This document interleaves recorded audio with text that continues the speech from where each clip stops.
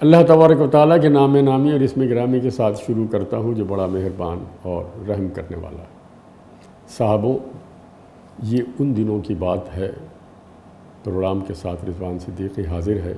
میں نے پچھلے ہفتے میں تابش دہلوی اور یعنی نیوز ریڈر ریڈیو پاکستان کے مسعود تابش کے بارے میں چند بہت دلچسپ واقعات آپ کے خدمت میں پیش کیے۔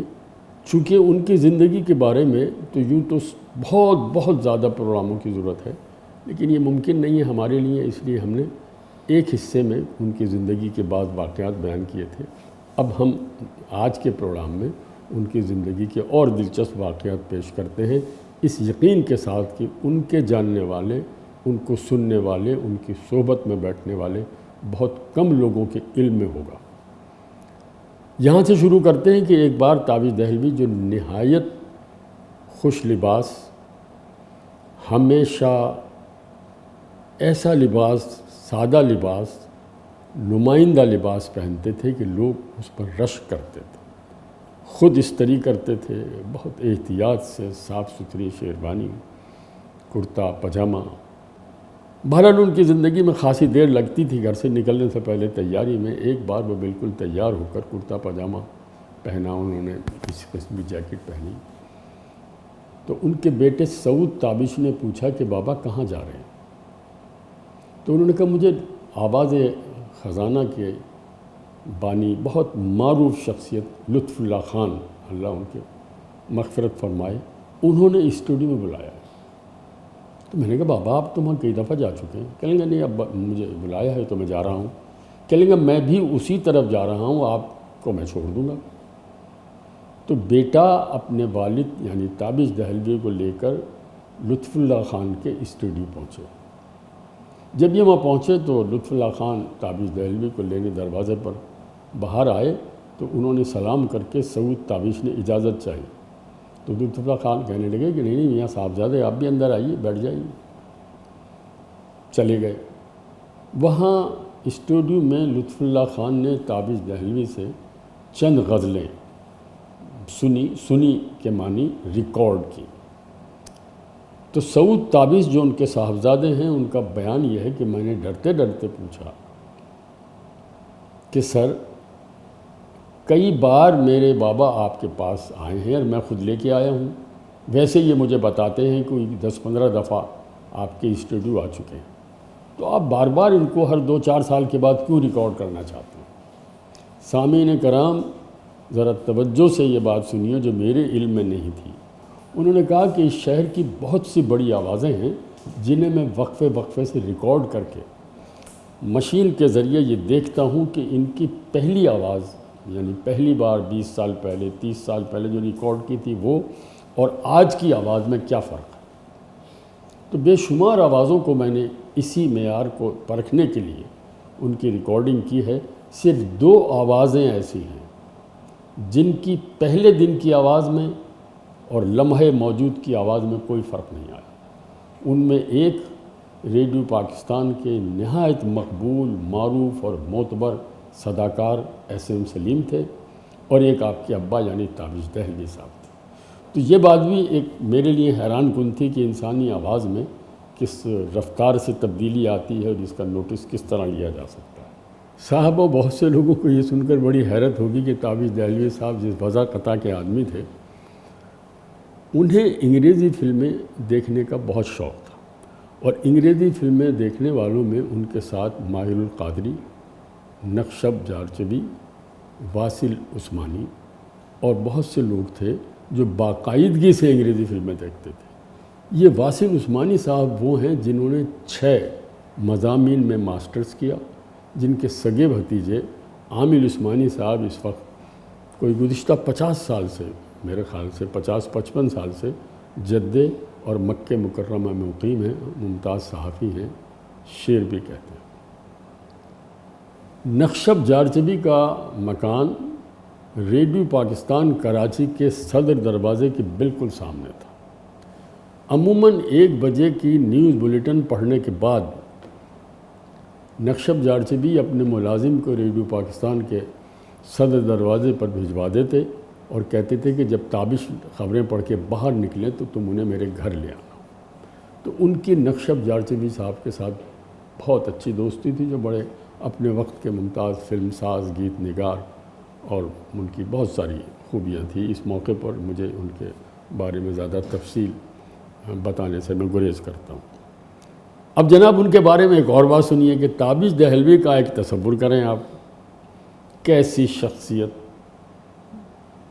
جہاں چلیں تو لوگ ان کے ساتھ ساتھ ادب سے چلیں، ان کا لہجہ، ان کی شائستگی، ان کی وزیداری، ان کی محبت، ان کی اپنے سے کم عمروں پر شفقت۔ دوسری طرف تابش دہلوی صاحب شطرنج کے بہت بڑے کھلاڑی تھے، اور یہ سن کر تو حیرت نہیں ہوئی ہوگی کہ کوئی بھی کھلاڑی ہو سکتا ہے، لیکن ان کی اہلیہ بھی اتنی ہی بڑی کھلاڑی تھی، اور برس ہا برس دونوں میاں بیوی رات کو تمام کاموں سے فارغ ہو کر شطرنج کھیلا کرتے۔ اس زمانے میں کراچی میں شطرنج کے سب سے بڑے کھلاڑی یا ماہر کھلاڑی ہوتے تھے، ان کا نام تھا چراغ۔ پیشے کے اعتبار سے وہ ٹیلر ماسٹر تھے، لیکن شطرنج میں ان کا کوئی ثانی نہیں تھا۔ تابش دہلوی ان کے ساتھ بھی شطرنج کھیلتے تھے۔ یہی کافی نہیں ہے، بلکہ ایک بار تابش دہلوی کی اہلیہ نے کراچی کے ممتاز شطرنج کے کھلاڑی چراغ کے ساتھ 3 بازیاں لگائیں، اور بہرحال ان کی اہلیہ ایک بازی جیت گئی۔ اس سے آپ اندازہ لگائیے کہ تابش دہلوی اور ان کی اہلیہ شطرنج کی کتنی بڑی کھلاڑی تھی، اور یہ زندگی کا وہ رخ ہے جو کہیں شاید نہ لکھا گیا ہو، آئندہ چل کر کہیں نہیں لوگوں کے علم میں آ سکتا ہو، لیکن بہرحال میں آپ کے یہ علم میں لا رہا ہوں کہ تابش دہلوی صاحب شطرنج کے بہت بڑے کھلاڑی تھے، اور ان کی اہلیہ بہت بڑی کھلاڑی تھی۔ صاحبوں، ایک بات میں اور عرض کرنا چاہتا ہوں، بہت سارے ہمارے ایسے بزرگ گزرے ہیں جن کی ڈیوٹیاں ہم نے سیدھی کی، ہم نے دیکھا ہے وہ زندگی بھر وقت کی پابندی کرتے رہے۔ جب ہمارے حالات بدلے اور ہمارے ملک میں 7 بجے کا وقت 9 بجے ہو گیا، اور کارڈ میں لکھا ہوا 6 بجے 8:30 بجے ہو گیا، مگر انہوں نے اپنی وزیداری ختم نہیں کی۔ تابش دہلوی صاحب بھی وقت کی پابندی کے معاملے میں ایسے ہی ذمہ دار آدمی تھے۔ وہ مشاعرے میں مقررہ وقت پر پہنچ جاتے، اس وقت سامعین بھی بعض اوقات نہیں آ پاتے تھے۔ انہیں کئی بار منتظمین کہتی بھی تھے کہ تابش بھائی آپ ذرا دیر سے تشریف لایا کریں، تو وہ کہتے تھے مجھے وقت دے دیں، میں اتنے بجے آ جاؤں گا۔ ان کے 2 واقعات میں آپ کو سناتا ہوں کہ کس قدر سخت تھے اس معاملے میں۔ ایک ہمارے ملک کا سب سے بڑا چینل، میں اس کا نام لینا نہیں چاہتا، وہ چینل تابش دہلوی صاحب کی زندگی اور ان کے فن اور شخصیت پر انٹرویو کرنا چاہتا تھا۔ وقت طے ہو گیا، تابش دہلوی کے گھر میں اس نیوز چینل کی ایک بڑی ٹیم آ گئی۔ مختلف کمروں میں 3 کیمرے لگا دیے گئے، جو ان کی لوازمات ریکارڈنگ کے ہوتے ہیں بڑے پیمانے پر، وہ تیار شروع ہو گئے، اور تابش بھائی تیاری کرنے کے لیے دوسرے کمرے میں چلے گئے۔ ٹیم یہ کہہ کر گئی کہ اب ہم 1 گھنٹے کے بعد آئیں گے، اس کے بعد ریکارڈنگ شروع کریں گے۔ تابش دہلوی صاحب واش روم گئے، کپڑوں پہ استری کی، تیار ہوئے، شیروانی پہنی، ایک مقررہ ڈریس پہنا، اور وہ وقت مقررہ پر اپنی خوابگاہ سے وہ اس جگہ آ گئے جس ڈرائنگ روم میں ان کے کا انٹرویو ہونا تھا۔ وہ وہاں بیٹھے رہے 5 منٹ، 10 منٹ، 15 منٹ، 20 منٹ، آدھا گھنٹہ۔ اس کے بعد جھنجلا کر وہ اٹھ گئے اور اپنے کمرے میں چلے گئے۔ اس ٹیلی ویژن چینل کی ٹیم، یعنی لڑکے، کیمرہ مین، جو بھی سوئچ بورڈ پر بیٹھنے والے تھے، وہ جب پہنچے تو انہیں تاخیر ہو گئی تھی۔ تو انہوں نے کہا بھائی تابش صاحب کو بلائیے، ہم حاضر ہیں۔ تو ان کے بیٹے نے ابا سے جا کر کہا، اس نے کہا نہیں، جو وقت دیا تھا اس وقت میں تیار تھا، اب میں نے انہیں بہت سمجھایا کہ یہ بہت اہم انٹرویو ہے، یہ بہت بڑا چینل ہے۔ اس نے کہا کچھ بھی ہو، انہیں چائے پلائیں اور ان سے معذرت چاہیں، میں ریکارڈنگ نہیں کروں گا۔ یعنی وقت کی پابندی کے معاملے میں وہ اس قدر پابند تھے۔ ایک بار کسی مشاعرے میں جانا تھا، بڑا مشاعرہ تھا، منتظمین میں سے کسی نے وقت دیا ان کو کہ ہماری گاڑی آپ کو اتنے بجے لینے آئے گی۔ وہ تیار ہو کر بیٹھ گئے، مقررہ وقت گزر گیا، انہوں نے 10 20 15 منٹ انتظار کیا، اس کے بعد شیروانی اتار کر ٹانگ دیا، بیٹھ گئے۔ جب منتظمین پہنچے، ایک بڑے ذمہ دار آدمی، میں ان کا نام لینا نہیں چاہتا، وہ ان کو لینے گئے تو انہوں نے کہا نہیں میاں نہیں میاں چھوڑ دیں، جب میں شیروانی اتار دیتا ہوں تو پھر دوبارہ نہیں پہنتا۔ انہوں نے بہت اصرار کیا، اس نے کہا نہیں، آپ کو وقت پر آنا تھا، میں وقت پر تیار تھا، آپ وقت پر نہیں آئے، میں معذرت چاہتا ہوں۔ میں ذکر کر رہا تھا ان کے حافظے کا۔ ان کے حافظے کا یہ عالم تھا کہ انہوں نے زندگی میں کبھی ٹیلی فون ڈائریکٹری نہیں رکھی۔ انہیں اساتذہ کے اپنا کلام، نوجوانوں کا کلام ازبر تھا۔ وہ کبھی ٹیلی فون کے نمبر ایک بار دو بار سننے کے بعد انہیں دوبارہ دہرانے کی ضرورت نہیں پڑتی تھی۔ کچھ لوگ شاید اس بات کو عجیب سا لگے، لیکن تابش دہلوی صاحب سے بہت سے لوگ ان کی خدمت میں حاضر ہوتے تھے اور ان سے اصلاح لیتے تھے۔ میں اگر یہ کہوں کہ فلاں فلاں ان کے شاگرد تھے تو یہ مناسب نہیں ہے، لیکن سچ بات یہ ہے کہ ان کے گھر سے جو اطلاع ملی ہے، ان کے صاحبزادہ نے جو مجھے بتایا ہے کہ جو لوگ ان کے ہاں باقاعدگی سے آتے تھے، اپنا کلام دکھاتے تھے، استاد شاگردی کے وہ قائل نہیں تھے، ان میں نظر جعفری صاحب بھی تھے، ڈاکٹر پیرزادہ قاسم بھی تھے، شاہدہ حسن، جاوید صبا، انور شعور، وحیدہ نسیم، ثریا زیبا اور ایسے بہت سے نام تھے۔ وہ کبھی کبھی کہا کرتے تھے کہ شاہدہ حسن اور جاوید صبا بہت اچھے شعر کہتے ہیں۔ کسی بہت بڑے شاعر کا نوجوان شاعروں کے لیے اس قدر محبت کا اظہار کرنا اور ان کی ہمت اور حوصلہ افزائی کرنا، یہ ہماری تہذیبی روایات کا حصہ تھا، جس کے امین تھے تابش دہلوی، جو آج ہمارے درمیان نہیں رہے۔ صاحبوں، تابش دہلوی صاحب ہمارے عہد کے سچ یہ ہے کہ نابغہ روزگار لوگوں میں سے تھے۔ انہوں نے طویل عمر پائی، ریڈیو پاکستان سے رشتہ بظاہر ٹوٹ گیا تھا، یعنی وہ ریٹائر ہو گئے تھے، لیکن ریڈیو پاکستان سے وہ وابستہ رہے، گاہے گاہے مشاعروں میں جاتے تھے، بہت سے پروگرام تحت اللفظ پڑھتے تھے۔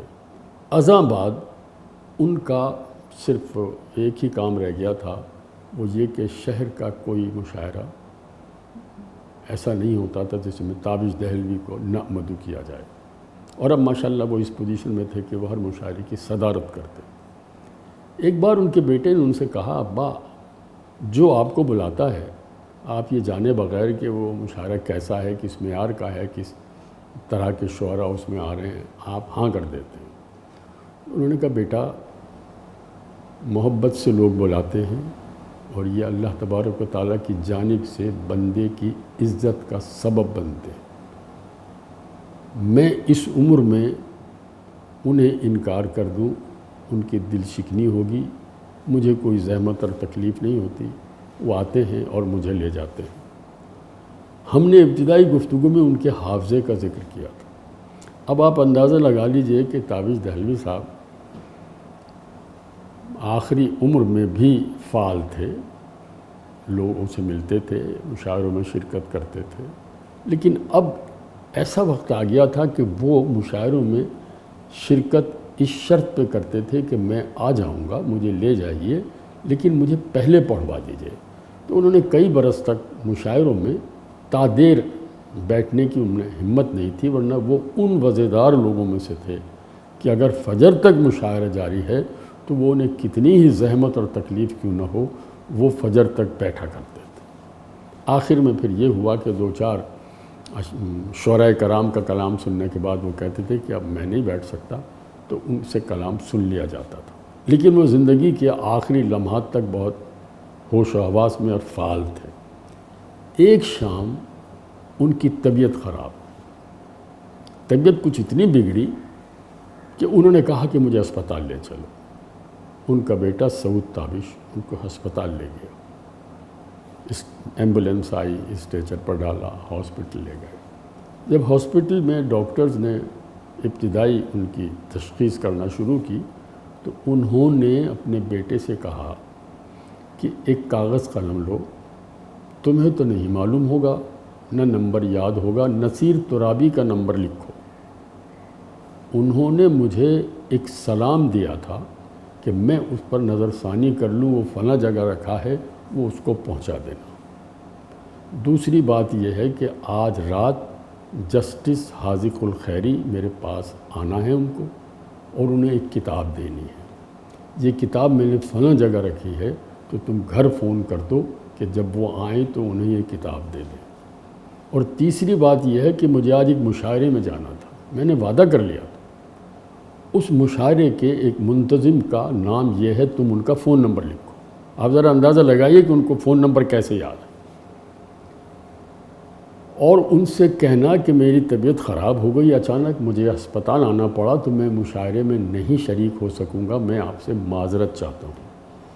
یہ مکالمے باپ اپنے بیٹے سے اس وقت کر رہا ہے جس کے دوسرے دن تابش دہلوی کو اس دنیا سے رخصت ہو جانا ہے۔ تابش دہلوی 23 دسمبر 2004 کو ہم سے رخصت ہوئے۔ قیامت کے آدمی تھے، مزیدار آدمی تھے۔ آج بھی جب ان کے انتقال کا تصور ذہن میں آتا ہے، ان سے جدائی کا تصور آتا ہے، تو بہت ذہن کو تکلیف پہنچتی ہے۔ میں ان کے 2 شعر اور آپ کی خدمت میں پیش کروں گا۔ تو ہی رہتا ہے دیر تک موجود، تو ہی رہتا ہے دیر تک موجود، بزم میں تو جہاں سے اٹھتا ہے۔ یہ ایک ایسا خوبصورت شعر ہے جو ظاہر اساتذہ کرام ہی کہہ سکتے تھے۔ ان کا ایک اور شعر ہے کہ ابھی ہیں قرب کے کچھ اور مرحلے باقی، ابھی ہیں قرب کے کچھ اور مرحلے باقی، کہ تجھ کو پا کے ہمیں پھر تیری تمنا ہے، کہ تجھ کو پا کے ہمیں پھر تیری تمنا ہے۔ تابش دہلوی ایک عہد کا نام تھا، ایک مکتبہ فکر کا نام تھا، ایک دور کا نام تھا۔ تہذیبی شائستگی، وزیداری اور روایات کے اعتبار سے وہ ہمارے معاشرے کے ایک زندہ کردار تھے۔ ہم جیسے بہت سے لوگ وہ خوش نصیب ہیں جنہیں تابش دہلوی کی صحبت سے فیض اٹھایا، ان کی جوتیاں سیدھی کی، ان کے ساتھ مشاعروں میں شرکت کی، ان کی خدمت میں ہم حاضر رہے۔ آج وہ ہمارے درمیان نہیں ہیں، لیکن اردو ادب میں اور ریڈیو پاکستان کی تاریخ میں ایک نیوز ریڈر کی حیثیت سے، ایک بڑے صداکار کی حیثیت سے انہیں کبھی نہیں بھلایا جا سکتا۔ اللہ تعالیٰ تابش دہلوی مرحوم کے درجات بلند فرمائے۔ اپنے میزبان رضوان صدیقی کو اجازت دیجیے۔ اللہ حافظ۔